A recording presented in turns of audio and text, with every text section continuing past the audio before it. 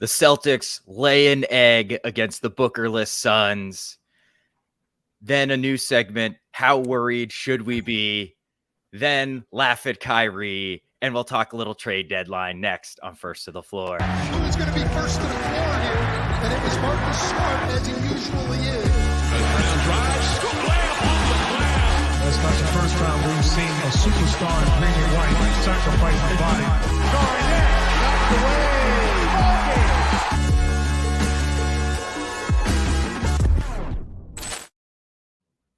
Wayne Spooney here. I'm with my mate, as the Aussies like to say, Jake Eisenberg. Jake, how you doing? I'm doing good, man. I went to the Red Hot Chili Peppers last night. Yeah. Got this cool new Sweet, shirt. yeah. But feeling a little dusty today. But I'm happy to be here and talking about a really fun team that don't let us down at all. Never. They would never do anything like that.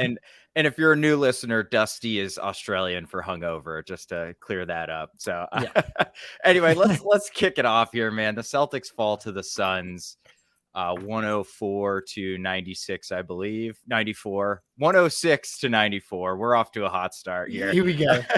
Close enough. It doesn't matter. And really, Jake, what's your main takeaway from this one? What are we doing, man? Yeah. What are we doing? I've been captain of the, we're playoff alphas.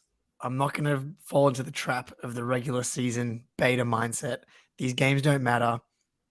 But yeah, this was the perfect stretch to just like right the ship and get some momentum into like the Sixers, Grizzlies, Bucks stretch we have before the All-Star break. We spoke about it last episode. You have 3 days off coming into the Nets game, and we see exactly what we want to see.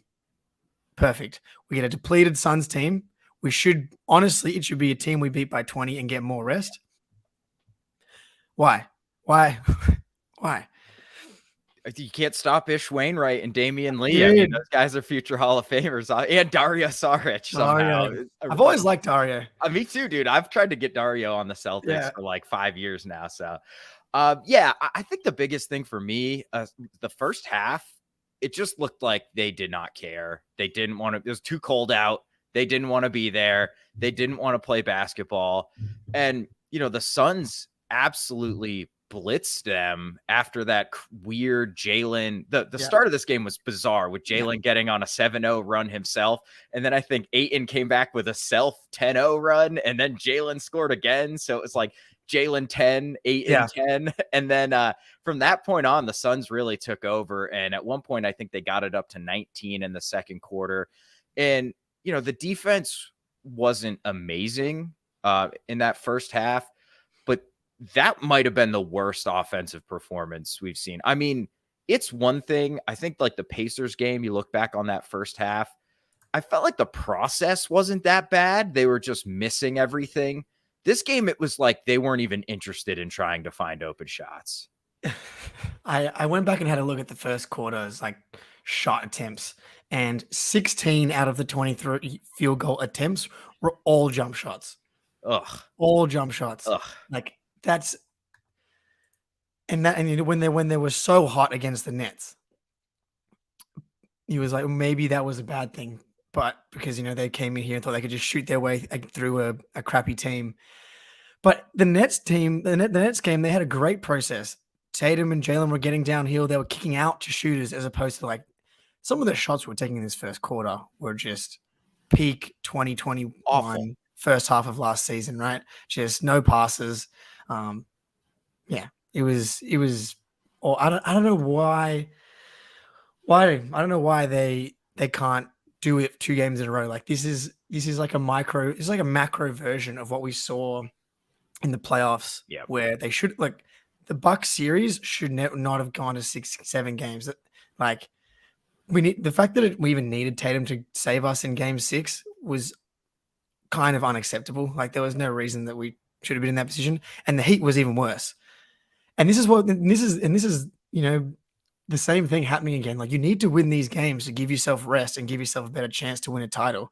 The 1 seed, we spoke about how the 1 seed is not important last week. The 1 seed got exponentially more important over the last 48 hours because now there's only 3 teams in the East that I think are legitimate East contenders. So if you get to the 1 seed, you avoid Philly and Milwaukee until the conference finals. So they need to be like, yes, 1 game here or there, not a big deal, but you have to string games that you're supposed to, where you're favored by 8.5 points. You need to win these games. You can't be going down 20 to the Bookerless Suns, coming off 3 days of rest and a game where you didn't play a lot of minutes. This is no excuse.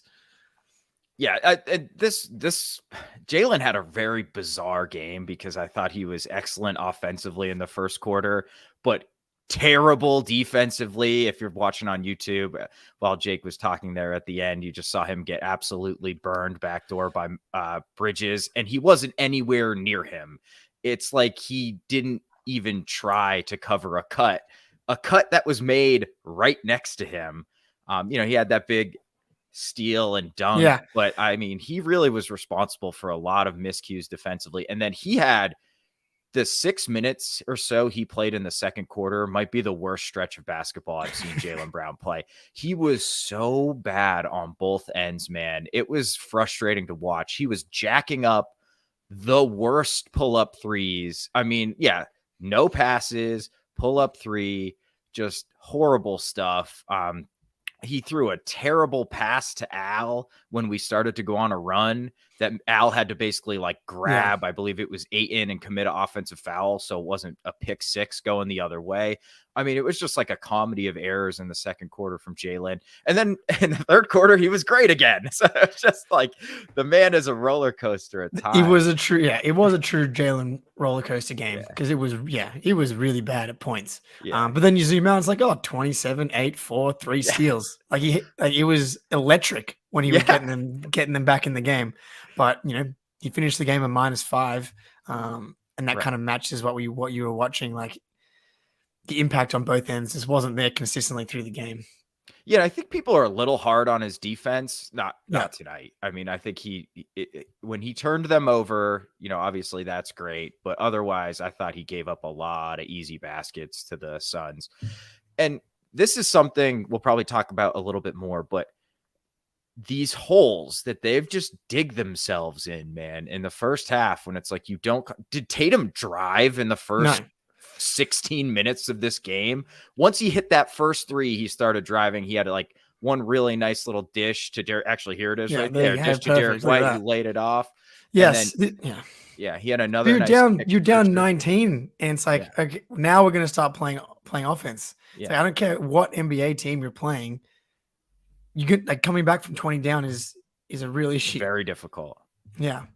And Chris Paul dominated that second quarter. I mean, he was making everything from mid-range, which he's going to do. Like, you just have to bake that in when you play the Suns. Yeah. Chris Paul's going to have like 16 points and 10 of them on mid-range jumpers. So it's just very, very frustrating to see Tatum not even like going back to the Nets game. His first 2 buckets, he absolutely diced Claxton, got to the rim, and he made 2 layups. And then he started taking the pull-up 3s and working in other bits. This game, I don't even know if he cracked the 3-point line in the first quarter, dude.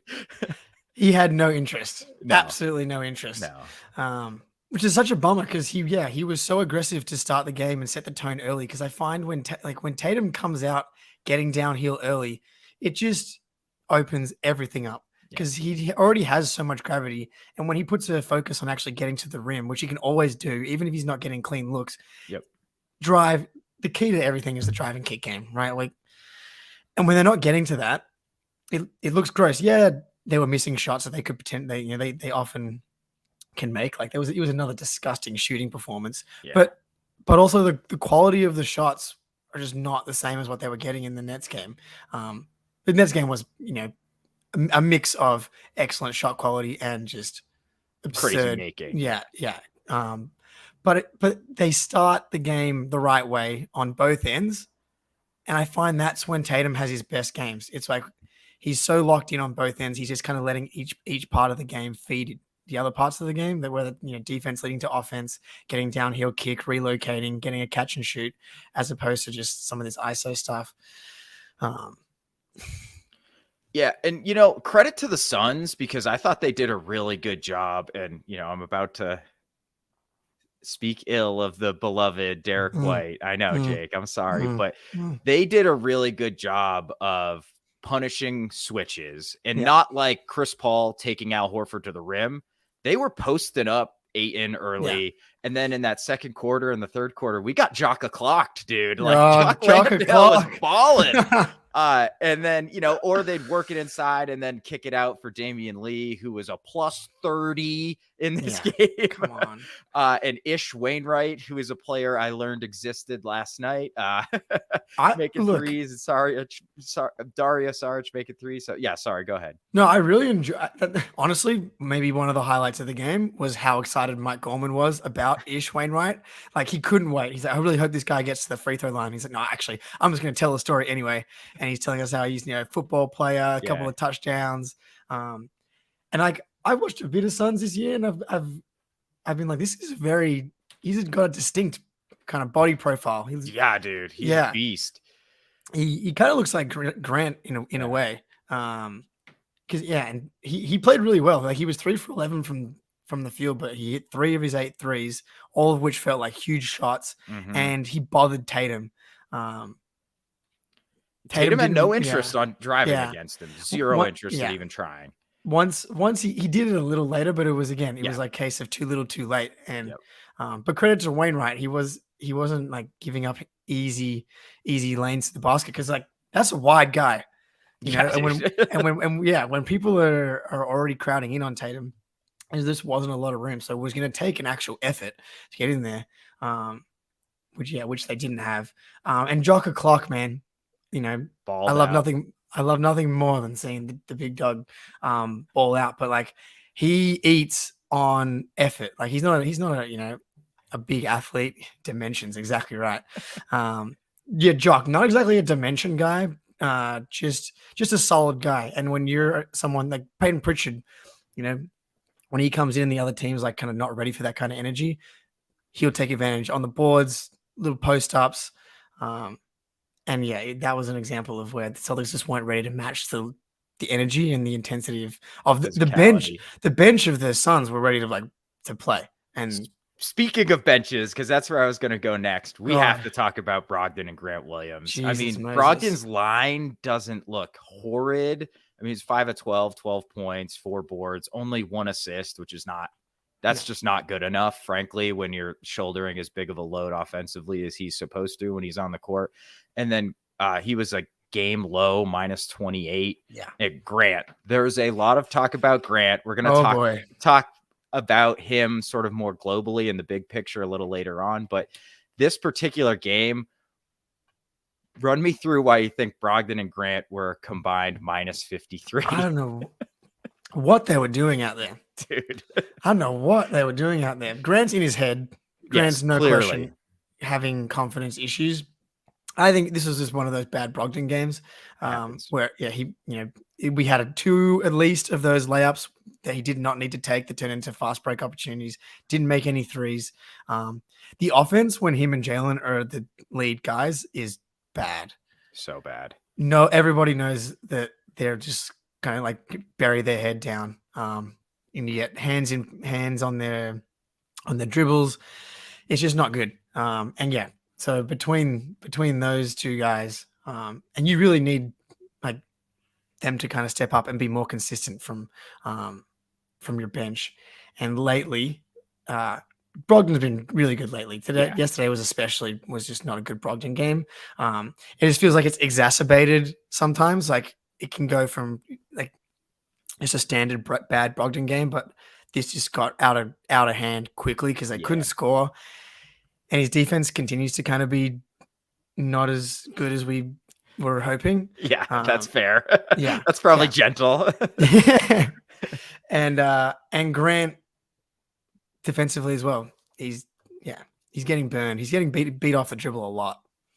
Yeah, it almost looks like 2 years ago when he had like filled out and was like, hey, you're going to be playing some more small ball 5. And he's just not tall enough to do that with any real basis. So he's then slimmed down and was able to guard wings. And, earlier this year, Grant was like sticking to everybody, including like elite ball handlers. He was at least making their life difficult.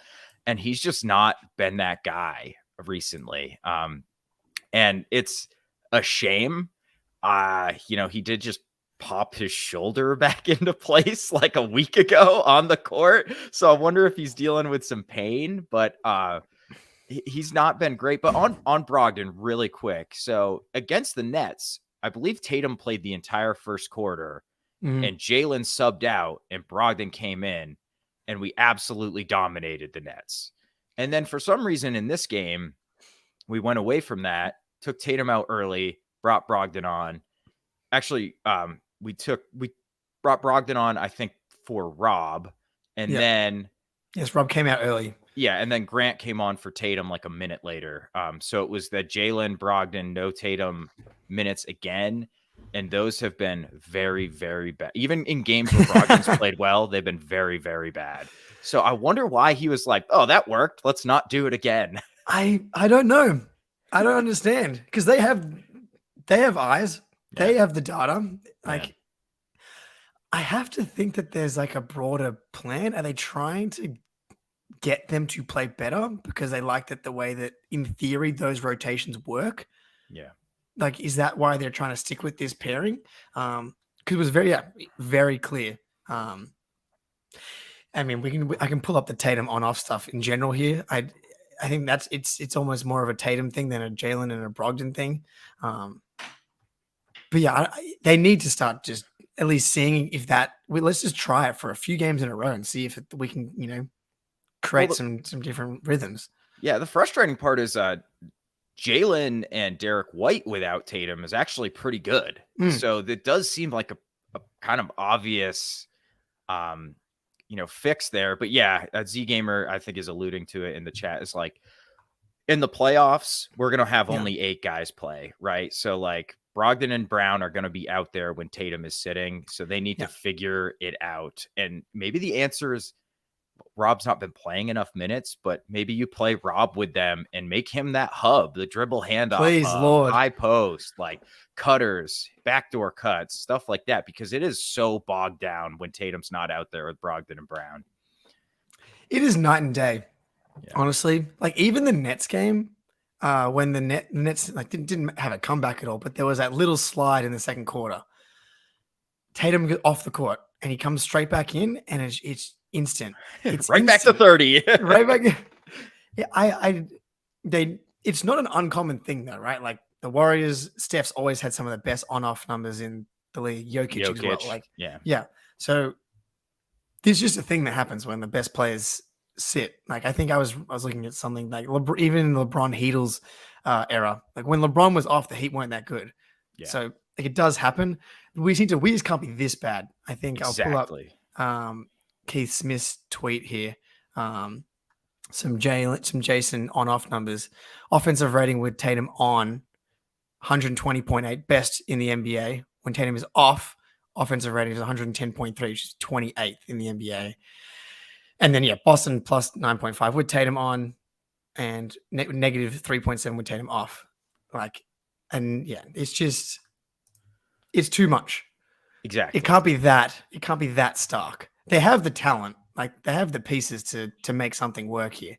But there are pieces of the rotation that have definitely dropped off, and the young guys. It's Pritchard's always been rough lately, dude. He's just not making shots, and he has to make shots.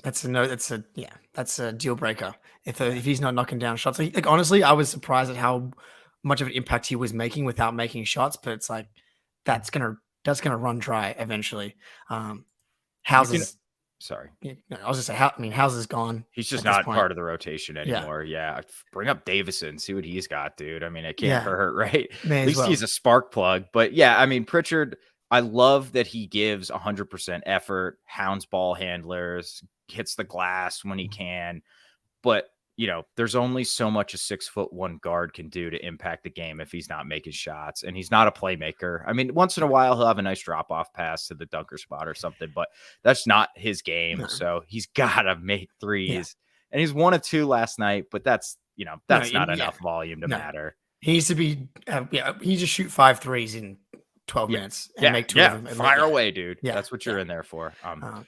Okay, real quick, the fourth quarter, we nibbled away. It was a pretty frustrating end of the fourth quarter, I thought, where it felt like every time we got within striking distance, somebody hit a 3. Often it was Damian Lee. Saric hit a real big one when it was 96-90 to make it 99-90 and basically end the game. So just and that's why you don't get in a 20-point hole in the second quarter, right? Because you go on that big third quarter run, you'd be up 10 if you didn't dig that hole, but instead you're still down 5, 6, 7 in the fourth quarter, and you don't have enough juice. Well, they ran it down. Like, they walked it down. They gave up 17 points in the third quarter. It was like, okay, here we go. Defense, starters came out. But then again, it was the bench. And like the start of the fourth quarter, we went into the quarter, we were down 2 or something like that. Yeah, it was close. And then it was a 12-point lead in like 3 minutes. And it was like, where's Tatum? Yeah, right. We can't play 48 minutes, though. That's the problem, Like even in this game, he played 38, dude. That's too many. 38, even was a +1. There's not look. Yeah, right. What do you want from him? 48 minus 38 is 10 minutes. We're minus 12, 10 minutes. What is this guy got to do? Yeah, exactly. I mean, that's completely unacceptable. So you'd lose every game by 48 if you played without Tatum. It just be kind of below average. Be a playing team. Be a playing team when he's off the court. Don't be the Rockets. Right, exactly. Because that's what it looks like too. No one's passing, and the defense falls off a cliff as well for some reason. Yeah, and you know who we're missing, Jake? I know. Yeah. Marcus Smart. And speaking of Marcus Smart, unless you have anything else you want to say about that incredibly annoying game, you have a conspiracy theory about Marcus Smart that you need to share with the people. I'm not convinced that he cannot be playing right now. Okay. Marcus, it was, Marcus, he's getting little nicks and bruises all the time, but he always comes back pretty quick relative to the average person. We've always called him Wolverine, always been a fast healer. For example, Game 3, Eastern Conference Finals, honestly looked like he snapped his ankle in half, and he came back and played in the game, hit a corner 3 in what should have been one of the greatest moments in Celtics playoff history, where we lost because the Miami Heat are the worst. Annoying. Misses one game and then plays the rest of the playoffs. Yeah. Obviously, it was the playoffs, and he was going to be playing. I'm just not buying that he's out for this. Yeah, I agree with you, Z-Gamer. This is going to be like a month, dude. Yeah. A month. Yeah. So I'm wondering if it's a couple of things. One, are they taking this as like a chance to just have a look at what the team looks like without Marcus a little bit? 2, have they realized how important, they probably already knew, but like this is really emphasized just how important Marcus has been since his miss. I think it's 8 games now. And they've been like, you know what? We're putting Marcus on the Rob bubble wrap program. Yeah. Like he's not, because I think Gorman in the broadcast yesterday said he might not be coming back till after the All-Star break, which is very surprising to me. I thought for sure he would be back by the Pistons game to kind of and be there for the Sixers, Grizzlies, Bucks stretch. It is rare for Marcus. He's always back early and quick. So I think I think you're spot on. I think it's the Rob Williams we're 21 games over 500. That's kind of the magic number to me. You stay 20, 22 games over 500 for the whole year, you're fine. So I think we play 500 ball the rest of the way and get guys real legitimate rest.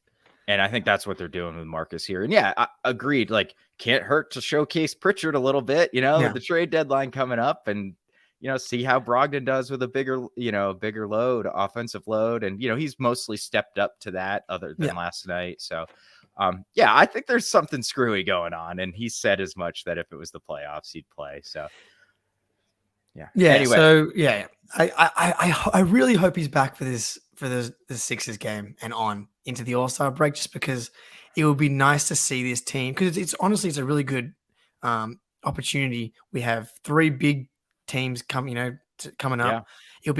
He's the only one that's not healthy right now. It'll be great to see the team play 5 games fully healthy. I know this is the NBA. Like, you don't get a lot of opportunities to actually do that, because guys are always going to be in and out. And to get 3 big games with your full lineup intact, I think would be really really helpful. Yeah, definitely. But the flip side is the other team doesn't get to scheme against your full lineup. So in the playoffs, it's a little different. Look, I think the benefit of playing outweighs the benefits of them not knowing how to scheme. And it's not like Marcus Smart's a second-year player. Like, teams know the deal with Marcus, even though he's, having his best offensive year of his career. But all right, anyway, we've got a new segment, kind of, although we always talk about how worried we are. So it's kind of a new segment, and it's called, very creatively named, How Worried Are We? And Jake, you came up with the scoring scale, and it's 1 for being not worried, and 10 is being Ben Simmons on his way to the rim. Incredibly worried and scared. Anything Ben Simmons. Yeah, right. Very worrying. Everything to do with Ben Simmons, yeah. Except for who he's hanging out with off the court. Yeah, well, he's always got somebody, Someone he's popped up the young socialite, dude. Yeah. All right. The cold shooting. How worried are you? And specifically, are you worried that this team can go cold for 4 out of 7 games in the playoffs? Because, I don't care if we have a bad shooting night against Phoenix in February, but I'm worried that if this team goes cold for 4 games out of 7, we probably lose the series. So how worried are you about that? Yeah, not too worried. I'm probably like a 3 worried. I do think it's a regular season issue. I know earlier in the year when we were so hot from 3, we were talking about how sustainable is this? What does the offense look like when they're actually, they're not making a lot of 3s? Yeah. And there's been plenty of games over January that they have won.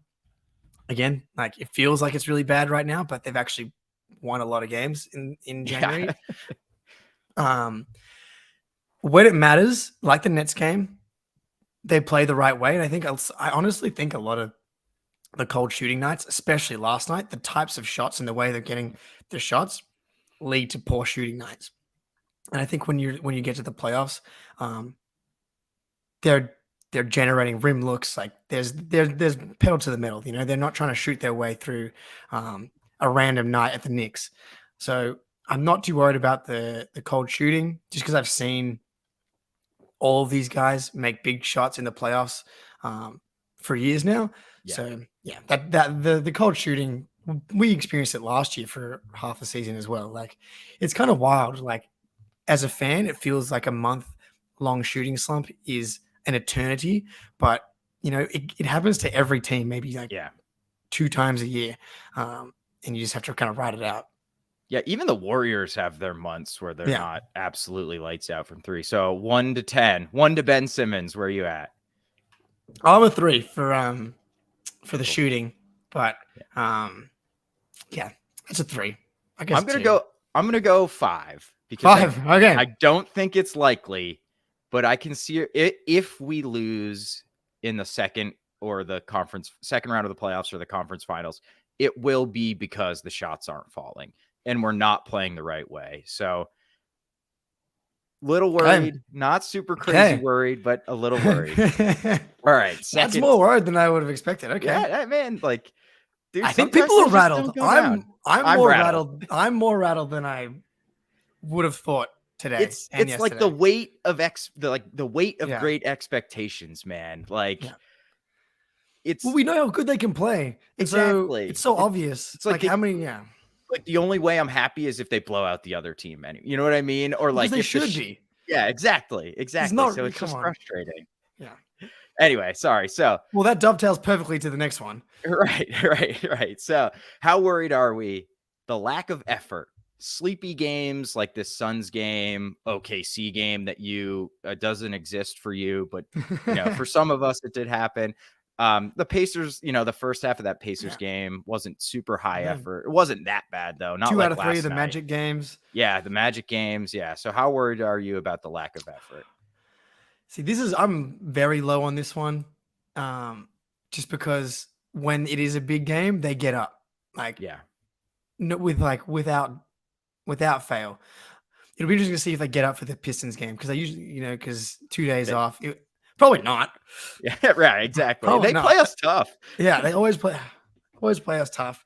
We're probably going to nail bite the Pistons tomorrow on Tuesday. But broadly, effort wise, when it matters, not an issue at all. So I'm like a 1 or 2 on like the actual lack of effort. What I'm, I guess, concerned about is how the lack of effort is going to impact our like big picture ability to win, because the importance of the 1 seed has been increased lately.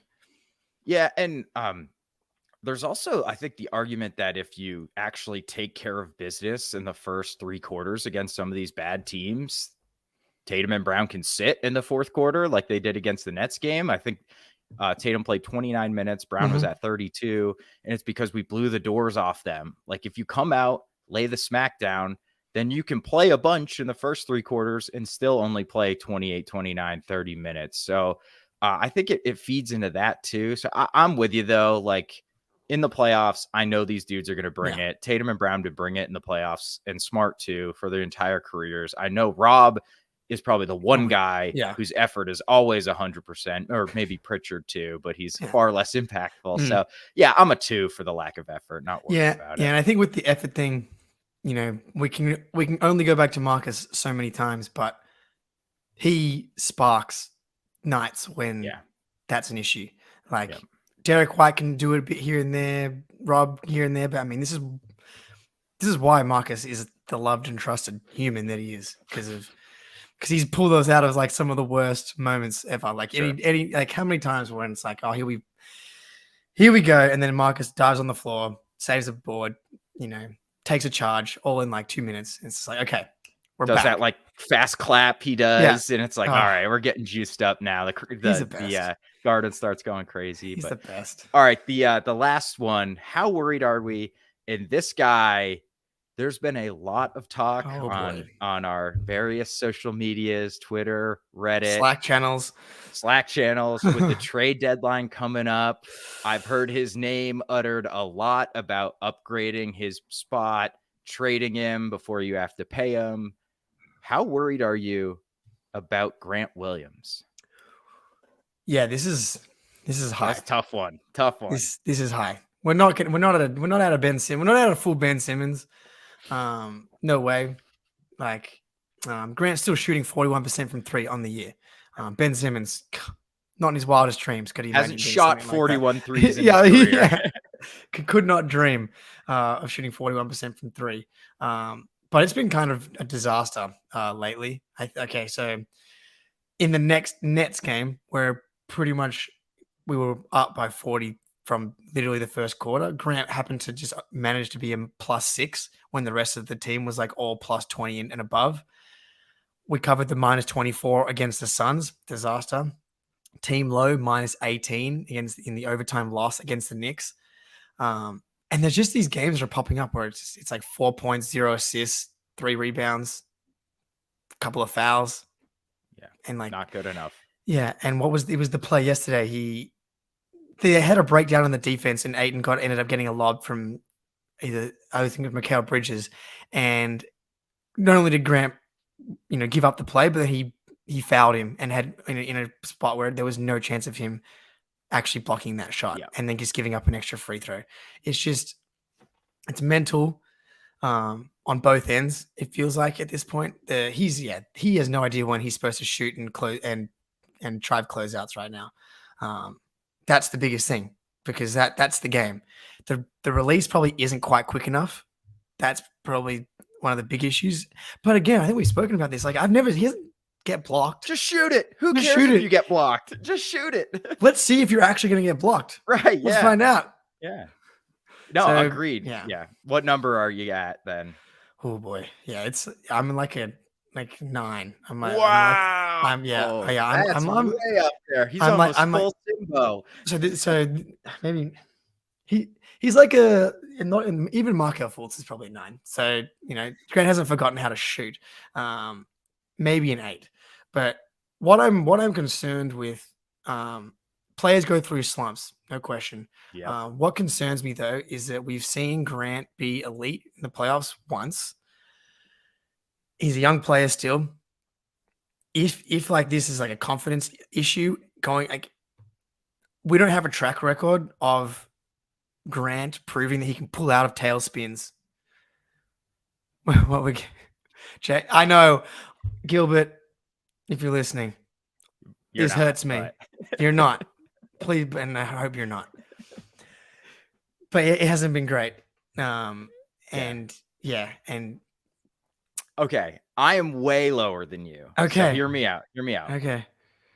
Progression for young players, we all think it's like 2K, right? It's just natural that it just like you just keep getting better on a straight line. I mean, like rationally, we know that's not true. But when we see it playing out in front of us, we have a tendency to be like, oh my God, this guy stinks now. What is going on? But being able to shoot is relatively new for Grant. And driving closeouts against NBA defenses is brand new to him, right? Like he's been doing it for a couple months. As we're getting people trolling, Landon Lake's trolling Kyrie in the chat, which I'm always behind. So everything, like Grant's role is entirely new to him, right? And his minutes have been going up and down a little bit with how he's played on both ends. He's being asked to shoulder a bigger load defensively and a much bigger load offensively. And he's risen to the task at times, and other times he's failed, right? Like even Jason Tatum was not good in his second year. Like he was inefficient. He did not play well. Part of that was Kyrie. That was all Kyrie's fault.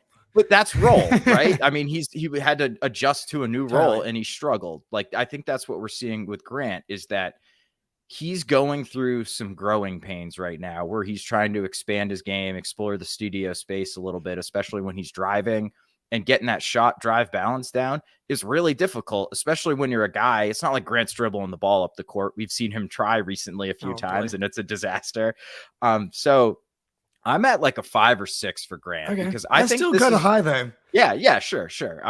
I just think this is like the ebbs and flows of a young player asked to do more, spread his wings. And, sometimes it looks great. Sometimes it doesn't. But yeah, dude, going back to what we talked about, I think it was when we did New Year's resolutions for players. And it was like, just shoot the ball, Grant. Fire away. I do not care if you miss. Just shoot the ball. Yeah. And this will all start to look a lot better. Yeah, like you're at 40, he's at 41% right now. I think part of that is because the shots that he is taking are truly the wide open ones. Yeah. I think he needs to up the volume. If the percentage comes down to 36, 37, but he's getting up like, an extra 2 or 3 per game, and it's actually, warping the defense. I think part of the issue right now is that teams are like they're sagging off him still because they can still close out on him. And now on the scouting report, it's like he's going to pump fake himself out of a good shot. Clean yeah. So that why it's higher on the concern level is that the window's open. Like you look at the rest of the league, it's us, the Bucks, Sixers, whatever. We're all in a similar, we're all on a one tier. If you want to rank, Celtics 1, Bucks 2, Sixers 3, no team is like head and shoulders above any other team right now. So we all agree we can't screw around here. So it concerns me that young player, again, these are all fair, points. Yes, young player, progression's not linear, but we don't have time for that right now. Like, fair. We don't really, Understood. that's kind of what crystallized for me yesterday, and I was like, I don't know, it might, when we're gonna get to the trade deadline, but like we got to really think about the veteran potential we can bring in, someone that's going to be that has more proven experience. As amazing as Grant was in the playoffs, defending Giannis, Kyrie, KD, he did kind of fall off though in the Heat in the Warriors series. Yeah. So I'm sure Brad's thinking about it as well. Oh yeah. Why don't we jump into the trade deadline? Because that was next up on our run sheet. I'm gonna jump around just a little bit here, Jake. Mate, let's just continue this conversation about Grant. Are you open to moving him at the deadline? Yeah, I think you have to be. Yeah. And look, we're kind of I feel like we're in an inverse of where we were going into the trade deadline last season. We were trending in the right direction. I know a lot of it has to do with injury and by the way, still the best record in the NBA. It's like not playing that bad. By a few games. Yeah. But I think you have to be if the right deal pops up, like you're not going to move Grant for no reason. My move, and I know Brad has brought guys back from previous Celtics generations. I'm all in on bringing back Kelly O for a Grant, Pritchard, and Gallo. Like I'm kind of there. I think the issue with the team kind of is offense right now, and Kelly O would he's a seriously good offensive player. As far as bringing that guy off the bench in this system, we talk about the dribble handoff game. Like he can run handoffs with the Jays. It'll be fun to see them back together after. Did they overlap at all? Jaylen maybe got 1 year with Kelly. Yeah, I think so. That because Jaylen was on that team that got absolutely destroyed by Cleveland. So not really. No, ITs last year. So I think they did overlap for a year. But yeah, I'm with Jordan here in the chat. I'm definitely open to moving Grant, but it's got to be like OG Anunoby type of deal. Okay. Like a dude can replace his role and is really, really, really good. Like I'm a huge PJ Washington guy. I'm not sure PJ Washington's that much better than Grant. Like you let Grant fire away in that crappy Charlotte team. Like I bet his stats look pretty similar to PJ. PJ's better at getting to the rack. I think Grant's considerably better on the defensive end and is a better corner shooter, which is very important for us. So it's got to be like dead bang, no brainer upgrade on Grant Williams if you're going to move him. And Kelly O doesn't fit into that category for you. I think Kelly O and Grant play different roles. So I think Kelly O is like Rob insurance, Al insurance, and taking that Cornet role where it's just like, okay, we don't have to, when we're healthy, we can sit Rob. Rob and Al can each play like 24 minutes because we know Kelly O can play 24 himself. So I see, like, if you're replacing Grant, you need a wing. You got to get a wing back because Grant guards wings and Kelly O ain't doing that. No, and look, sound team defender, Kelly O. But you're fine. You're missing a body, no question. I think if you made a deal like that, it has to come with another move as well, where you are bringing in a wing, which you can do. We've talked about Javonte Green, Shayshawn Tates, because to replace Grant with how he's playing right now, I actually don't think is that hard. It's just when you talk about replacing the guy that we saw in the playoffs last season, that's exactly different. And I'm not sure how you kind of predict whether or not we're going to get that guy at this moment. You can't. You just got to hope. He's a hard worker. Like, he works on his game and he tries. So you just got to hope those things work out. And I think we're going to have to go through Giannis through the Jays' entire careers, basically. We know Grant does a very good job, about as good as you can do on Giannis. That alone is like an irreplaceable skill to the point where, like, I don't know how OG guards Giannis. Maybe he's all right. He's pretty good. Yeah. So maybe he's pretty good. Okay. That's fine. That's why I'd be willing to trade Grant for OG, obviously. Yeah. But Javonte, Javonte, Maybe OG, Vanderbilt, he'd be all right, but I would love Vanderbilt. But okay, and then this, obviously, we saw Sixers reports today. They're in on Vanderbilt, as is going to be half the league because he Yeah. makes $4 million and he's awesome. good. Yeah. So, and Danny Ainge, man, he's got to be having the time of his life. He's got to be having the time of his life. Everyone's calling him. He's like, He yeah. loves it. He's like, got 2 picks for that guy. Yeah, Like, yeah. what? Come on, You Danny. see what I got for Rudy, dude? Yeah. You think you're getting anything? Yeah. So the bidding war for some of those guys is going to be interesting. But it's like, if you see a move happening, like you see the Sixers moving on Vanderbilt, on, dare I say, Kevin Durant, does that change how aggressive your calculus needs to be? Like, we have more picks than the Sixers to kind of move at the moment. I don't know what their young player is. It's like, I think Grant. Well, Maxi, yeah. If they're gonna do like a proper move, I don't think they would move Maxi for OG. No, but like, we don't know what's gonna happen with this net situation. Like, is Kevin Durant kind of back on the market? And if Philly starts to put Maxi on the table, that's a really good young player. Like, not a lot of those guys are out there. And you're not trumping a Maxi deal with Grant. But if you're looking at a Vanderbilt deal and Philly's throwing in Thibault, I think it's no question that Grant has far more value than Thibault. Yeah. Like, Thibault has not been a playoff player his whole career. One-way guys. As much as we've kind of been, crapping on Grant today, he's still a two-way player. Like 41% from three. You can't, you're gonna leave him open. He's gonna knock down threes. Again, important to remember we still have the best record in the league. This is all kind of in the context of becoming like the clear-cut best team in the league. So the margins get tight. So like, if you see Philly moving on a Vanderbilt, is that something where you're like, it might not be a huge upgrade, but like, just do you make the move to move Grant for Vanderbilt just to block Philly from doing it or something like that? Yeah, I think Vandy is at this point getting a little overrated. I think that's likely.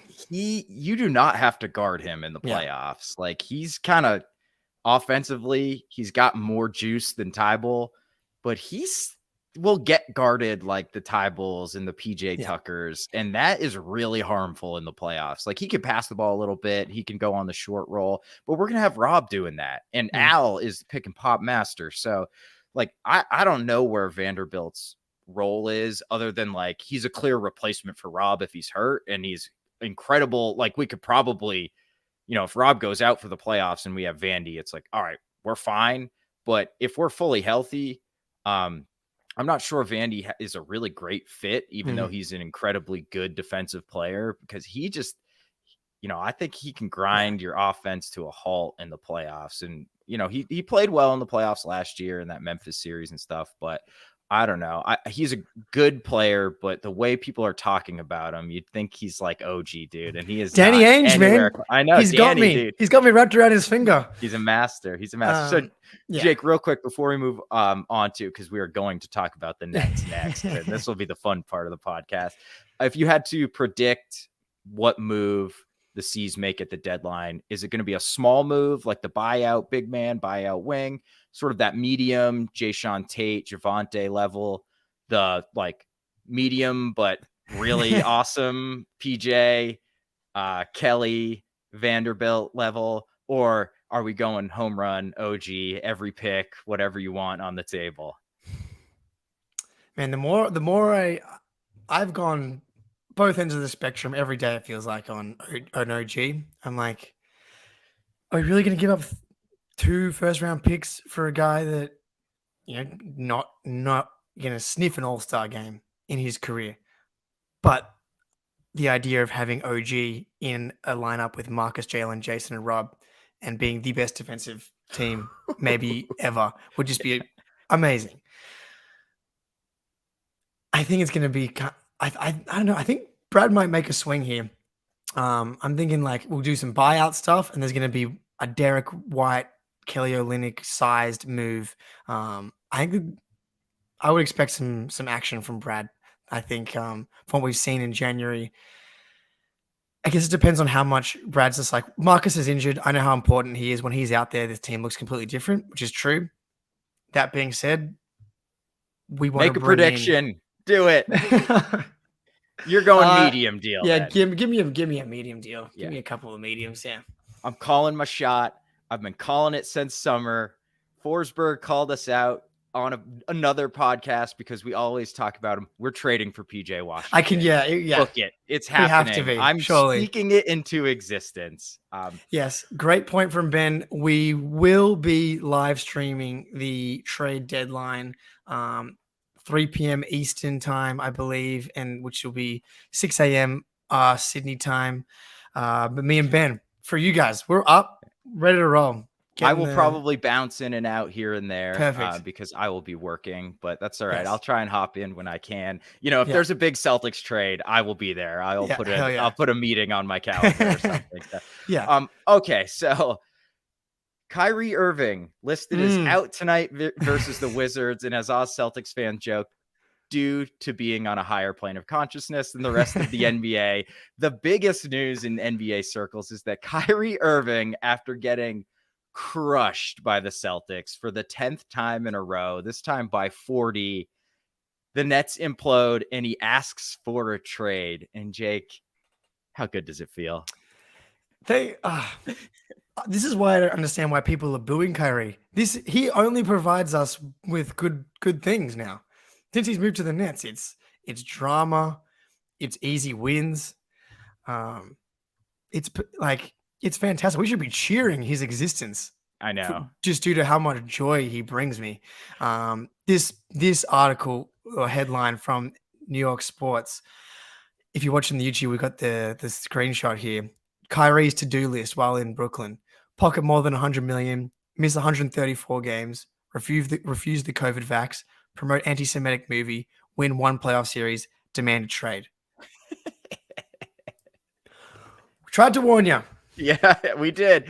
And you know what? Cleveland fans tried to warn us too. Yeah. So, I mean, hey, we were there too. I get it. But what an absolute ridiculous clown. I mean, this is crazy, man. Like he's on, like, I almost kind of feel bad because it's at the point where I think he might be somewhat mentally unstable, but you just cannot win with it. Like the fact LeBron's greatest accomplishment is that he won a title with Kyrie Irving. No one else is going to be able to do that. That's what keeps LeBron in the GOAT conversation, because this guy is just a locker room bomb, dude. Like, how insufferable. Like, you have one of the best teams in the NBA. Like, the Nets are good. Yeah, they are really, really good. And he's going to undermine all that because he got his feelings hurt by the Celtics fan yelling, "You suck, Kyrie," at the end of a blowout. It's unbelievable, the lack of self-awareness. And this is not breaking news, but the fact that he cannot comprehend why there'll be some hesitancy to offering him a 4-year, $200 million extension is absolutely mind-boggling. Absolutely delusional. Like, dude, literally just this season, you've caused like 3 issues. You missed all of last year. The team prior, you literally have like a 4-year track record now of being unreliable, and you're about to turn 30. You've got injury concerns, and you're going to demand a trade like a toddler having a tantrum when they don't give you $200 million. And to quote the great Kyrie, it's never been about the money, Spoonie. Yeah, never. Of course it's not. Been about the money. It's about the respect. Yeah. It's about respect. Right. And there's not enough on Kyrie's name, according to him. Yeah, Ben in the chat just said that the Clippers have emerged as a candidate for Kyrie, as Woj announced. The Clippers are desperate for a point guard who can actually like create. It's like what we saw in the 2020-21 season where Smart hadn't emerged and we had Kemba in and out of the lineup. And the offense was just kind of a lot of ISO ball with the Jays, and it just didn't look right, even though there was a lot of talent. And then Smart got moved to point guard, called out the Jays, and, the offense exploded. So that's what the Clippers look like. For all their talent, the ball just doesn't move. Oh, it's very difficult to watch. And if Kyrie bought in, it actually played the right way, he would be an incredible fit for them. But we all know he won't. So they've got the ammo to get him, though. But yeah, it's gonna be interesting to see what people are willing to give up to get Kyrie, right? Because obviously he's a free agent at the end of the season. $36 million of salary to send out to just acquire him. So that's just a lot of stuff on your roster for a guy. You don't know. You really you've no idea. No clue. No idea. But the Clippers is a good one. I'm not sure. I watched the Bucks Clippers game the other day, and they are 100% Celtics light, or like Celtics West, like two wings, but they just have less bigs and less guards. Like the Derek White, Brogdon, Marcus Smart, all three of those guys would start on the Clippers. And they're missing a backup big for Zubats as well. So yeah, they're literally just a bunch of wings, and it gets so sticky. And when you're playing like a good defense like the Bucks, and as good as Kawhi and has kind of been playing lately, not peak Kawhi. No, like still had a good game today from what I was watching earlier. But yeah, not the same level. So they need guards to like get the ball moving, get them in good spots. So can see that for the Nets. But like, does this just eliminate the Nets from like East contention now? Yeah, I mean, are they going to get any like legitimate players back? I think the real question is like, Durant's back on the table. Yeah, I guess it has now. to be. Yeah, and from a Celtics perspective, like we had all those conversations about JB for Durant in the summer. Like JB Gallo gets there money wise. Like, are you interested in that at all in the middle of the season? KD was playing so well before he got injured. But he's 35 or 34, dude. I know. Like that's the problem. But I will say, all of his knee injuries have been like just people falling into him. And maybe that's just part of being this weird 7-foot dude that he can't handle those types of hits.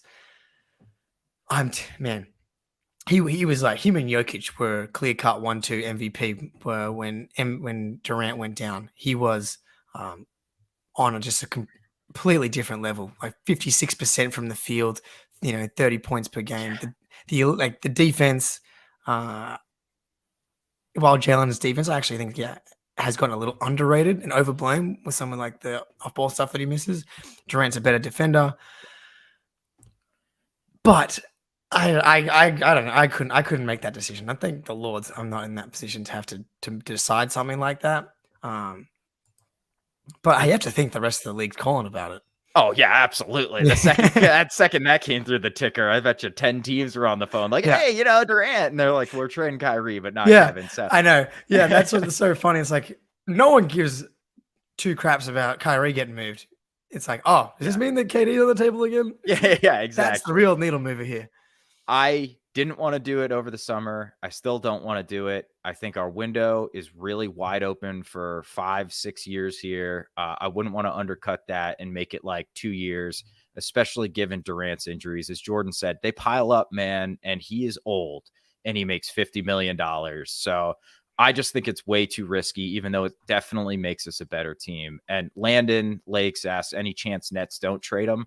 I actually think if the Nets do make a deal with the Clippers have the exact type of guys that the Nets need. They need bigger wings who can shoot. So if they could get like Marcus Morris and Batum, or like Norm Powell and Marcus Morris or something like that, I think that might make them a better team. I think there's a very high chance they keep Durant and try to find something for Kyrie. I also think there's a chance they just think Kyrie's going through a mood swing and just like let it chill for 2 weeks. And, he pretends it never happened. That seems likely. Yeah. He's got to get his next batch of mushies. That's probably what happened. He's probably running low on some magic mushrooms. That seems like something that Kyrie would be having some issues with. And so maybe he was just having a low dose day. And that's what really set him off. and maybe his shipment comes in next week, and all of his chakras get realigned, and he's happy to accept the $78 million extension or whatever it is that they've offered him. Yeah, because they can go any number of ways. I actually do think though that the Nets, kind of this is it. They're screwed now. Like this was finally they played like a normal basketball team for 2 months. Got some games under their belt. Too much. It's so hilarious, dude. They can't even do half a season. This guy. No. And if they do move, Kyrie for Norm Powell, whatever, I think that they might improve the defense, but offensively, they're already ISO heavy as well, and like Kyrie is their best playmaker, and it's like if you're bringing in Marcus Morris and Batum or Norm Powell, there's not you kind of turn into the Clippers in a way, in that you don't have the guard play to get guys in the right spots. From a Celtics perspective, I think there's like you can write them off as like a true issue. Not that I was really ever too concerned with how well we match up with the Nets, but I mean now, yeah, it's over, dude. See you later. Over. Yeah, and I'd like to just plug. We will be live streaming again. Plug it again. Yeah, the trade deadline. 3 p.m. Eastern Standard Time, 6 a.m. for the Aussies out there. You have to come out. We're up at 6 a.m. You got to come out. Yeah, exactly. Do it for Ben and Jake. All right, before we get out of here, because we've already gone over an hour as per usual, Jake, but Jaylen Brown made the All-Star team. I think well-deserved. If you listen to any of the broader NBA podcasts, like everyone was like, yeah, he's hands down in. Let's move on to somebody else who maybe shouldn't have got in. So 27-7-3, almost 50% shooting, 34% from three. And if that comes back up, dude, he might be sniffing 30. It feels worse than 34. Doesn't it? Yeah.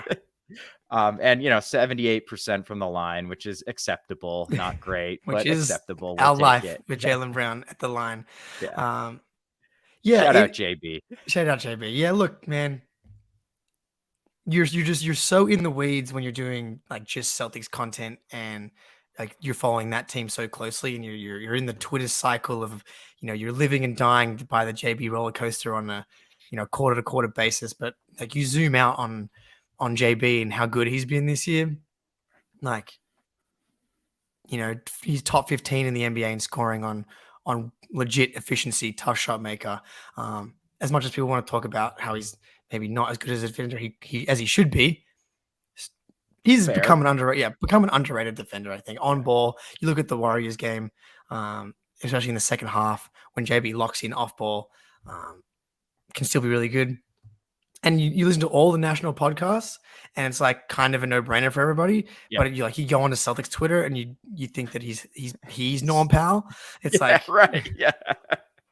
No. Yeah, it's crazy, dude. We are not appreciating Jaylen Brown. So let's just appreciate he's an all-star. He's averaging 27 a game on almost 60% true shooting. Like the man is a very, very good player, top 20 guy. So glad he's our second banana behind Jason Tatum. So real quick, we're going to wrap this one up. I think we've prattled on long enough here, but we are going to be going live after the Pistons game. So please join us. Thank you everybody in the chat. We really enjoyed it. It makes the show so much better, and it's more fun for us when people are jumping in the chat. So please try to do that. Hop on YouTube when we go live and join the show. Jake, love your work. That's going to do it for this one.